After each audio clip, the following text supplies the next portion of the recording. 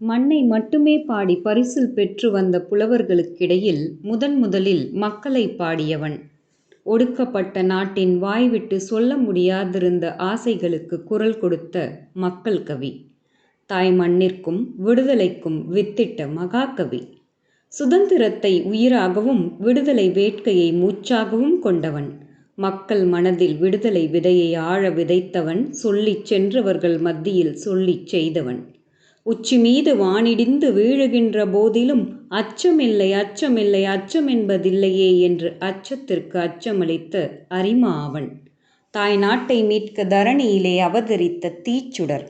வாழ்நாள் முழுவதும் உண்மை மட்டுமே பேசி வீரம் விதைத்த முறுக்கு மீசைக்காரன். பொய் சொல்லக்கூடாது பாப்பா என்றும் புறம் சொல்லலாகாது பாப்பா. தெய்வம் நமக்கு துணை பாப்பா, ஒரு தீங்கு வர மாட்டாது பாப்பா என்று இளந்தளிர்களின் இதயத்தில் ஒழுக்க நெறி விதைத்த மாமேதை.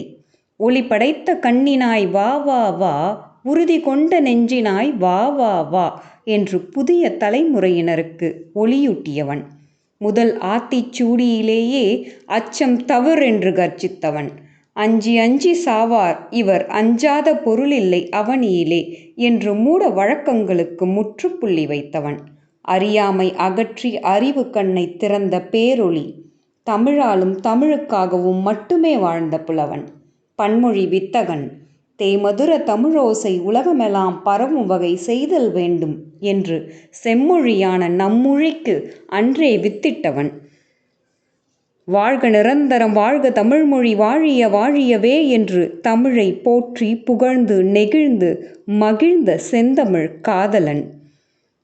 சொல்லில் உயர்வு தமிழ் சொல்லே, அதை தொழுது படித்திடடி பாப்பா என்று தமிழை கொண்டாடிய என் முண்டாசு பாட்டன் மகாகவி பாரதியாரின் பிறந்த நாள் இன்று.